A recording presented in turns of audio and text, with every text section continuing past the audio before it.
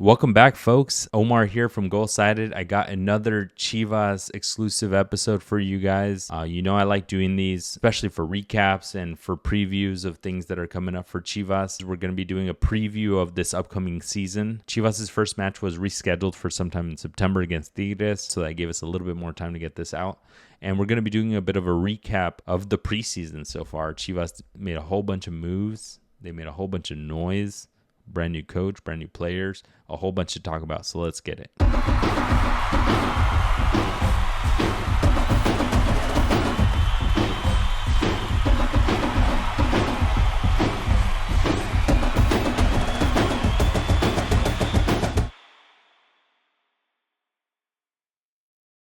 So just to go over a bit of a timeline of what's happened this offseason for Chivas, a whole bunch of stuff, right? In April, they got rid of Gerardo Espinosa after missing the postseason, starting off a bit hot with that win against America in the first leg of the Conca Champions, but then completely going ice cold after that, getting put through the ringer by people saying that he was just a títere there. Wasn't making any aggressive moves to want to keep the job. Basically, it seemed like he just didn't even want to be there at such a big club like Chivas. And at the end of May, Gabriel Milito, ex-Barcelona, just recently coached at Atletico Mineiro, got announced as Chivas' new coach ahead of this upcoming season. I think that brought a lot of questions, brought a lot of excitement for folks. It is another big name. It is another Argentino, so that gave a bit of PTSD from Gago, I think. There were rumors that maybe he would go back to Argentina. I believe he's from Independiente, that he would maybe come home as the prodigal son to save the institution, but Independiente is doing pretty well, and apparently he's not really looking to go back anytime soon. So that's a great thing for Chivas. That's always a plus for Liga MX team with these Argentino coaches. A solid choice, in my opinion, by Javier Mier, the sporting director at Chivas. Trying to get a bit of a combination of a lot of things. Coach that's played at a really high level, because we know that some of the players only respect the coaches that have been at the top level, either coaching-wise or playing-wise. Unfortunately, Chivas has gone through the line of Chivas legends or kind of staples within the institution, and we know that doesn't usually transmit into any positive results or players staying out of trouble or performing at their highest. It generally ends up being when they have a Gago, when they have a Paunovic or somebody that played in Europe, that coached in Europe, and then comes to Chivas, and I don't know, there's something in that accent that apparently that they love. So with that in mind, Gabriel Milito had a tall task after Chivas didn't make the playoffs last season to really turn the team around, gain the love of the fans back, because I think a lot of people are very frustrated. It's nothing short of a disappointment for Chivas to not make the playoffs in any season, and this past season was exactly that after completely falling apart with all the coaching drama that's been going on. Let's get into some of the transfers. That happened this past season. Towards the end of May, Chivas announced Efrain Alvarez would be coming in from Tijuana. They spent about $7 million on him. A really amazing player to bring in, a right winger that closes in all the way to the middle, goes all the way to the left side sometimes. But I think it's one of those different transfers that Chivas could have made. This kid is special. He has a lot of talent. He has really big flashes. That is something that Chivas has been missing from a transfer that's coming in. He has that special something that he can create himself in plays. He is left-footed and prefers to play on the right. It's going to be a bit tough. Piojo likes playing on the right-hand side and cutting into the middle. But as we'll talk in a bit, Milito's kind of trying to figure out ways to put them both at the same time. Right after that, we got Richie Ledesma coming from PSV on a free transfer, which is awesome. His contract ran out with PSV, and he was a pretty big hot commodity. Apparently, a couple of teams in Liga MX wanted him, but Chivas got him. Mexican-American right back with PSV, but he technically was a center mid for a good amount of that time. Coming into Chivas, and seems to be plug and play a starting center mid with Chivas, not a right back. Right back seems to be pretty covered by some of the youth players at Chivas and Alan Mozo. A player that could play at that level at PSV at the center mid position is more than welcome at Chivas. Should fit right in with what I would think Guti and Luis Romo. Maybe a lot of folks thought that would be it for Chivas, but they actually ended up bringing in El Cotorro Gonzalez from Pachuca, which is a super pleasant surprise. A left back, natural left-footed as well, so we don't have to put Jose Castillo out there anymore. And a great replacement for Mateo Chavez. In my opinion, I was expecting us to have a little bit of a transition period, like I mentioned, putting Jose Castillo out there or finding the next left back within the Chivas Cantera. But Brian Gonzalez being probably the best left back in Liga MX, and Chivas getting him from Pachuca, I think is amazing. They paid around $7 million for him, so a bit steep. Sometimes makes you think about, will Chivas really send him to Europe when the time comes because of that steep price? But that's a problem for the future.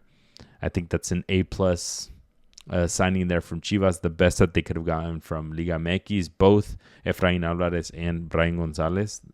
Basically the best that Amaury could have done there.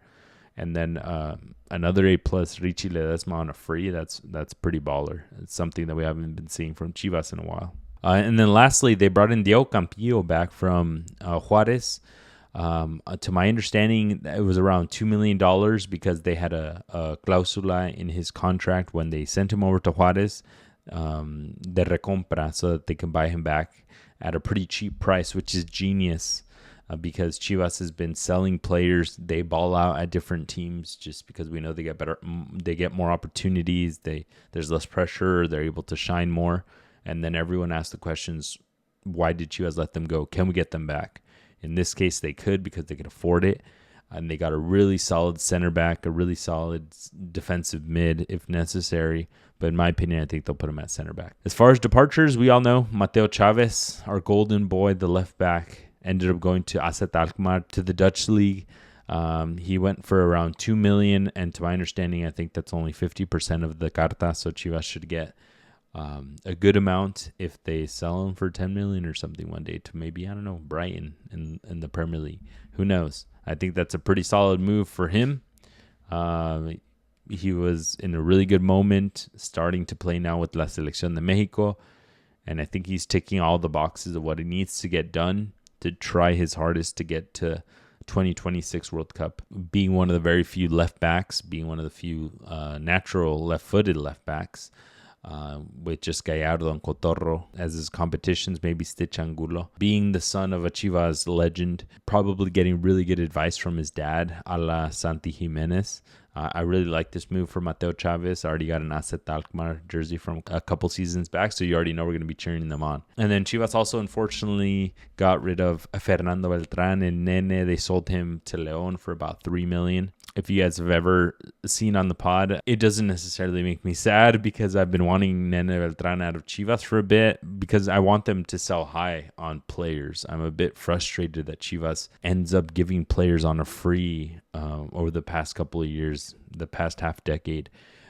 They start selling players once they've completely shat the bed within Chivas, like Alexis Vega, and they end up going for a lot less than Chivas bought them when they were these superstar signings to be. So I'm really excited for Nene Beltran's career because typically these players, once they leave Chivas, they get better opportunities and they do better. So I'm excited for that for him. I hope to see him with the Selección one day.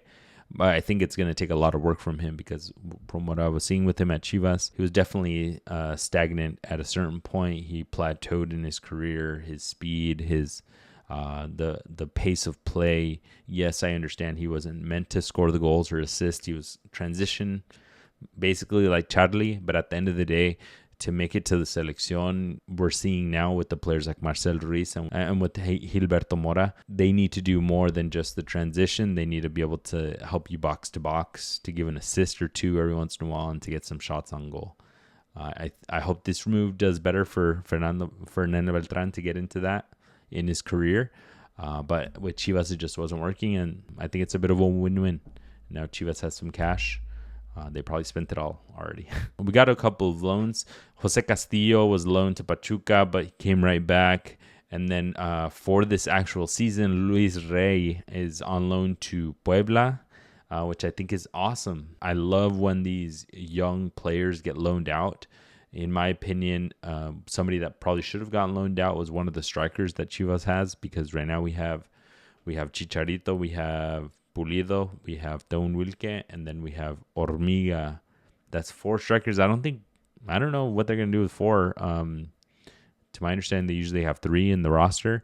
I would have loved for La Hormiga to have gone to like a León, like they did with JJ Macias, or for him to have gone to a Mazatlan, get every minute possible, because they need those players. Puebla is starting every player that they have on loan. They have so many players on loan from America and from Chivas, and then get them back. Maybe once La Hormiga puts up 5 to 6 to 7 goals in a season with one of those, like I said, lower table teams, Chivas brings them back like JJ Macia, and then they ball out. But I love this from Luis Rey. I thought he was a really solid center back last season, and it makes sense because you bring in a center back like Campillo. You get Mickey Tapias back into the lineup, and now you have a pretty strong starting 11. So you have the ability to send some of your brightest young players out on loan to get those minutes, and then come back and win a spot. And then we also got Pocho Guzman going on loan to Pachuca for the season. He already put up an assist in the first match, so that was a bit disheartening because he hasn't been doing that great with Chivas. Unfortunately, he's one of those great players that I mentioned that haven't had the best of time with Chivas, especially not as good as we all thought that he would have. He did have some great seasons. He had the great season when they made it to the championship against Tigres and they lost. But El Pocho Guzman, we all expected him to year after year, season after season, to put the team on his back and to get those, 4 goals, 8 assists type seasons from the midfield. But just unfortunately, it seemed like the seasons were getting heavy on him. He would get injuries. He didn't look in his top form at times. So we didn't get to see that consistent level that he showed at Pachuca with that superstar team. Now he goes back to Pachuca. Hopefully that revitalizes him on loan. He's getting a little bit old. So I would assume if he has a good season, Pachuca would buy him out. Chivas might give them a deal for that. But kudos to him. Hopefully he has a great season. Let's get into some of the friendly matches that they played. Chivas had a good amount of friendlies that were televised or that we could get some details on. They played against León, the comeback game for Nene Beltran against Chivas. They played against Santos. They played against Necaxa. They played against Mineros, which I don't have too much detail on. And then they played against Leones Negros, which was technically not televised, but we got some details on it. And that's the closest one to now. The match against León was the first offseason one. They won 2-0 against León. They got a goal from Omar Govea, who started the match. I don't love Omar Govea as a player. He had a pretty good strike in that match for that goal. I don't see him being there long term with Chivas. Maybe a hot take, but I don't love some of these players that are getting some love from Gabriel Milito from the start because maybe they got good first impressions with him. But I don't see them being there long term, like him and like Cade Cowell. We'll talk about it in a bit, but they're getting a lot of minutes. And Omar Govea showed up. He got a goal here. Richie Ledesma, I think, came off the bench, and he got the 2-0 towards the end of the game. Nene Beltran was going viral because he almost scored a golazo against Chivas. Here, he got a ball off of like a rebound, and he got a couple recortes with the keeper out of the box, and he didn't end up putting it away. I'm sure he would have loved to have scored that and celebrated it in Chivas' face, but thankfully he didn't get the chance to. Next, they played Santos. They won 3-1. Just a couple of things to call out here. We started getting a little bit more of the shape of Chivas. I do have the lineup for this one. Milito wants to play like a 4-3-1-2, 2 strikers up top, which generally for most of the games have been Cowell and Pulido, which I mentioned to you guys. I don't think that should be Cowell up there. He ended up scoring a brace against Santos, so that helped this case a lot. And then La Hormiga came off the bench and scored in the 93rd minute, which we'll see. He scored 3 total goals, I believe, in this offseason. So big kudos to him. He's probably putting him up in the depth chart above Don Wilke, which I don't necessarily love. But may the best man win. Chivas played against Necaxa. They won 3-2. They were up 3-0, which looked really commanding. This was actually Fernando Gago's comeback game. So a lot of comeback stories this offseason, but Gago coming back And Chivas fans filling the stadium and actually booing Gago at there, which is pretty funny. But Chivas got 3 goals, one from Daniel Aguirre, who has been balling out apparently this offseason. El Guti getting a goal, and then Luis Romo. So a lot of help from the mid. Alan Pulido got 1 goal against Leones Negros, but outside of that, no goals. Cade Cowell got those couple of goals. Seeing a lot of firepower from the mid, which is great to see. It's not something that we've been seeing very often. So maybe this new formation that Gabriel Milito's got going on is helping them out. Again, we had that 4-3-1-2 formation, 2 strikers up top, and we have Pulido and Cowell up top. I'm really intrigued to see if this is what Milito's going to go with day one. Cade Cowell has been in good graces for most of the coaches right off of the bat, and then they end up seeing that he's a bit of a one-trick pony with his speed and force. I guess that's multiple trick pony, but that he doesn't have the finishing, he doesn't have the crossing or the final third execution that they probably would love, and then they end up switching him out. But Daniel Aguirre starting again, a bit interesting. In this game, we get Richie Ledesma starting there, so that was exciting. We got El Guti there. The interesting thing is going to be who makes up that back line right now. We have a bit of a mixture of players there. We have a youngster in Perez starting in the back, along with Alan Mozo and Miki Tapias. So we'll see what Milito ends up doing there. He has to bring in Jose Castillos back in. I'm sure at a certain point, Tiva Sepulveda will work his way in. Raul Martinez too. But we're not seeing too much out of too much heavy minutes from the Camberos, the Yael Padillas at this point, which I think is foreshadowing for the future. I don't think Gabriel Milito will rely on them super heavy, especially this season where Chivas ends up going pretty heavy on transfers.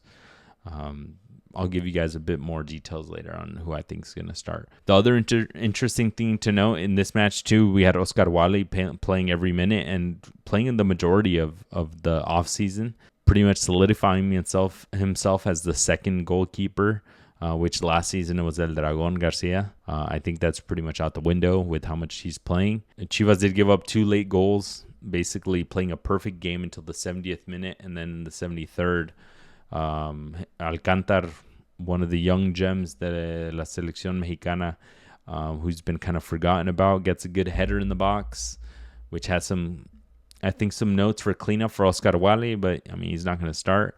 And then Joao Rojas, who came off the bench and was a bit of a spark for Necaxa, got a beautiful goal in the 87th minute. Some notes there for Chivas' defense. Chivas tends to kind of have difficulties with some of these South American shifty, attacking-minded players. Just something that Milito's got to kind of work on before the start of the season. The last match that we did have was the match against Leones Negros this past week. In this match, Milito made a couple of changes, mainly at keeper. He brought in Tala Rangel again, so finally getting him his minutes. We had Richie Ledesma, we had Luis Romo, we had Aguirre, Castillo, Govea, El Guti, Piojo Alvarado, Cambero starting this game, Cade Cowell, and Alan Pulido. So still doing that 2 striker up front with Cowell and with Pulido. In that match, everyone in the Mama scored. Richie Ledesma got a goal. Alan Pulido got a goal. La Hormiga got 2 goals. That's 4. And then the 5th goal was a golazo de Efraín Alvarez. The couple things to call out there, all of those goals came in the second half. The game wasn't televised, but there's some footage from the stands of all the goals. But yeah, Chivas didn't score in the first half. The field was completely terrible against Leones Negros. So not too much to really call out. They should have scored easily in the first half just from the quality difference. Really good to see Alan Pulido get on the board, especially after a bit of a drought, and seeing that some of the other players around him are scoring, like Cade Cowell and like La Hormiga. Really awesome to see La Hormiga score a brace. Like I mentioned, I think solidifying himself as maybe a pretty solid backup to Pulido, especially if Don Wilke's not doing that job. Richie Ledesma getting on the board is always great. He got a goal in earlier in the offseason. Seeing him shoot from far in this one, it was right at the outside of the box. It's great I think that's something that Chivas has been needing for a while. I always wanted Guti to be that guy to just puts away like a 25-yarder or something like that, because we knew that's what he did with Pachuca. That's what got him to Europe, and in Europe he would get some shots off. But with Chivas, we haven't gotten that from Guti. Hopefully this motivates him to do it too. But if not, Richie Ledesma doing that from the mid. Luis Romo getting one this offseason too. I think that's really great to see. And then Efrain Alvarez's goal was a complete bombazo, like a wild goal. Like he, not really much pressure on him, but he gets the ball outside of the box and just sets it up beautifully. And then from like 25 yards out, has it and puts it away. Complete movement of the ball going to goal. The keeper had no chance at it. Didn't even know where the ball was going to go. Amazing shot, and it's great to see some of these players at Chivas. It's been a while since I felt like I feel confident that that on a Saturday night, some of these players will be able to get opportunities no matter what, that they'll create great opportunities. They'll give us chances at goal. Efrain Alvarez, I think, has to be plug-and-play starter, even if he has to play on the left-hand side. If Piojo's undoubtedly going to play on the right-hand side. And what was also great about this match against Leones Negros was that we got our first minutes of El Cotorro. He had a really good Club World Cup. He scored a golazo against Salzburg, and then had pretty solid performances in the other matches. Put his name out there on the map against Salzburg with that banger of a goal. And now he comes to Chivas to try to help them get really far in Liga MX. Coming in a great moment. Got a couple of minutes. Nothing really to call out there. Just super excited. He should be plug and play, playing every single minute that they can at Chivas. So let's get into some of the future stuff, folks. Like I had mentioned, they were supposed to start the season off against Tigres. That got rescheduled for sometime in September. Their first game of the season for Chivas is going to be against León. In León. And then they're going to play against San Luis at home right before the break for Leagues Cup. And then this Leagues Cup, they're going to play against New York Red Bulls, Charlotte, and Cincinnati in their group. Keep an eye out for a preview episode. I'll do one of these, but a preview of Leagues Cup and with my predictions of how I think they'll do. Just a spoiler, Chivas has played in 2 Leagues Cup, and they haven't made it to the playoffs in either of them. So you'll see what I think about that.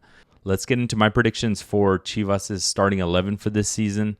I think pretty straightforward. Tala Rangel has to start at keeper. I don't think there's any competition at this moment. I know Milito plays 4-3-1-2. I think it just gets a little bit difficult to get a lot of the star power, the firepower that he needs in there. And with players like Piojo and Efrain Alvarez, I see it a bit difficult to get them in at the same time. When Piojo likes to play right wing, so does Efrain Alvarez. And a 4-3-1-2 is just a little bit more difficult to get those positions in versus like a 4-3-3. But if he did a 4-3-1-2, I think he would have Alan Mozo at right back. He would have El Cotorro plug and play at the left back position. In center back, he would have some combination of Miki Tapias, Jose Castillo, unless he flexes Jose Castillo at left, which he shouldn't. With Tiva Sepulveda has to work his way back into that center back position. I wouldn't even be surprised if he brings in Campillo, because there's so many center mids in there that Campillo might have difficulty getting into the starting 11. With the line of 3 mids in front of them, I would see Luis Romo plug and play there, Richie Ledesma plug and play there, and then having to squeeze in Piojo Alvarado and Efrain Alvarez in some combination there. Maybe Efrain a little bit more on the right so he can cut into the left, and then Piojo a bit central. We all know that he likes playing on the right and cutting in as well. That's how I see the roster working for those two to be in there. And then 2 strikers, Alan Pulido and whoever else. It seems like he might be respecting Cade Cowell's good performances and leaving him in. But I think as the season goes on, he would get rid of Cade Cowell and then probably put somebody like La Hormiga if he's the one that's been balling out like recently. If they did more of a 4-3-3, it'd probably be pretty similar names. Like I mentioned, but maybe a bit more natural, like I mentioned to you, Piojo Alvarado on the right or Efrain on the right, so they can cut in and shoot. Efrain scored his goal against Leones Negros from the left-hand side, so maybe he'd be naturally staying on the left. But either of these starts packing the names into those lineups to where we don't have Camberos, we don't have El Padilla, and these are luxury problems to have at this moment, that Chivas actually brought in big names to the point where those wonder kids that are amazing have to take a bit of a backseat and do their proper development off the bench and be that spark like Camberos has been and like Padilla has been. I don't see them starting over Efrain Alvarez. I don't see them starting over Piojo Alvarado. And I know even centrally, Yal Padilla started playing a little bit more, but that center of the park is getting even more packed now with Richie, Luis Romo, Eric Gutierrez, and the rest of the folks. So, unfortunately, they're the ones that lost in this. I think the biggest loser in all of the transfers, the guy that ended up losing the most, was El Oso Gonzalez. Who knows? You would think you wouldn't see the light of day with this team, but that dude surprises us year after year and ends up being the most solid center mid that Chivas actually has. That's my predictions for the lineups. You guys let me know in the comments below what you guys think. Who would you guys put in? Do you guys prefer a Camberos and a Padilla over some of the new guys like Efrain Alvarez? In my opinion, you got to plug and play those guys. But you guys let me know. Now, my predictions for the season, folks. 17 matches in the season. No more play-in, to my understanding, this year. So only top 8 make it. No more 9 and 10. No more 6 through 10 play-in. You got to make it, and that's it. I don't think Chivas can stomach. I can't stomach another failed season, another season where they don't even make the playoffs at all, even if it's in the last couple of spots. In my opinion, this year Chivas has to be top 6. My prediction is that they make 5th place. I think it's pretty realistic outside of some of the powerhouse teams like the Cruz Azul, Toluca, America, one of the Regios, Monterrey, or Tigres. I think it's pretty realistic that they would be 5. I don't necessarily see them breaking into top 3. I know they made a lot of changes this season, but those players have to mesh. There's also a brand new coach. They have to mesh together. But I do see a lot of improvement coming in, just naturally from the talent. I think Richie Ledesma is probably going to be the biggest standout performer of the season, the biggest plug and play, the biggest improvement that Chivas got from the offseason. So I'm super excited about that. But I think getting 5th place would be great for them. Obviously, I would love them to be top 4 so that they'd get home field advantage at least for one of the matches. But realistically, I think 5th place would make sense. That's right around the 30-point mark in a season. In a season of 17 matches, that's like 9 wins, 3 draws, and like 5 losses. That's pretty realistic. That home field Chivas should not lose very many games at home. And then on the way, it's all about getting the points that you can, getting the wins where you can, getting the draws for the rest of them. I think it's very realistic that Chivas hits that 30-point mark and gets top 5. Well, folks, I hope you appreciated that preview of the upcoming Chivas season. You guys let me know in the comments below what are your predictions. If you guys agree, disagree with what I'm throwing out there. Let me know how excited you guys are for the season. Don't forget to subscribe here and follow us on all socials for more content. And let us know what you guys want to hear. We'll talk soon. Peace.